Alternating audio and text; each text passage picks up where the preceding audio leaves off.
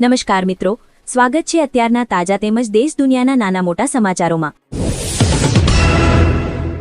Chinese momos નામે પજવણી કરી સેના જવાનના પુત્રની હત્યા, રાહુલ ગાંધીએ કહ્યું ભાજપના રાજમાં નફરત વધી। સુરેન્દ્રનગરના થાણગઢની જીઆઈડીસીમાં સ્ટીકરના કારખાનામાં લાગી ભીષણ આગ, ફાયર ફાઇટર ઘટનાસ્થળે। ઉદ્ધવ સેનાએ આપ્યો કોંગ્રેસ મુક્ત મુંબઈનો નારો, કહ્યું ભાજપની જેમ તેમણે પણ દગો કર્યો। કચ્છના રાપરમાં તળાવમાં ડૂબી જવાથી મહિલાનું મોત, 2 કલાકના રેસ્ક્યુ ઓપરેશન બાદ મૃતદેહ બહાર કઢાયો। શરીરમાં પ્રાણવાયુ હોય છે કે આત્મા, કોઈપણ જીવંત વસ્તુમાં રહેલી ચમક વિશેનો વૈજ્ઞાનિક જવાબ જાણો। જામનગરમાં એઆઈ ન્યૂઝ નેટવર્કનો તરખાટ યથાવત, જાગૃત નાગરિકના નામે નવી વિવાદિત પોસ્ટ વહેતી થઈ। સૌથી મોટા ભાગેડુવાળા વિડીયો પર લલિત મોદીએ માંગી માફી, કહ્યું ભારત સરકારનું સન્માન કરું છું।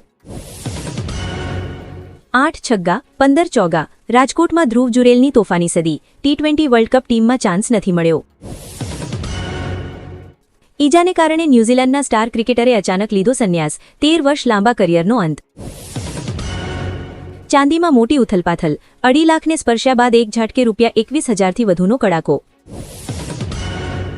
રોહિત શર્મા વિરાટ કોહલીની સેલરી ઓછી કરશે બીસીસીઆઈ, સેન્ટ્રલ કોન્ટ્રાક્ટમાં ગિલને પ્રમોશનની તૈયારી। વડોદરાના ખિસકોલી સર્કલ પર કાંચની કામગીરી બની માથાનો દુખાવો, 3 મહિનાથી ટ્રાફિક જામની સમસ્યાથી હાલાકી। મોટું મન બતાવી પાછા આપી દો, યુપી ભાજપ અધ્યક્ષના કાર્યક્રમમાં ₹50,000નું બંડલ ચોરાયું। બાંગ્લાદેશમાં ભારતીયો વિરુદ્ધ બળવો, હાદીના સાથીઓનું 24 દિવસનું અલ્ટિમેટમ। ગુજરાતમાં દારૂની હેરાફેરી રોકવા પુલિસનો એક્શન પ્લાન, 36 પોઈન્ટ પર વાહન ચેકિંગ। 680 કરોડ સીધા ખાતામાં, કમોસમી વરસાદથી ખેડૂતના પાકને થયું હતું મોટું નુકસાન, રાહતની રકમ ચૂકવાઈ। તો મિત્રો, તમારા ખાતામાં સહાય પેકેજ જમા થઈ છે કે નહીં કોમેન્ટમાં જણાવજો। દેવાયત ખવડની સનાથલવાળી બબાલનો અંત, ધ્રુવરાજસિંહ સાથે 10 મહિના બાદ સમાધાન, જાણો શું હતો આખો મામલો।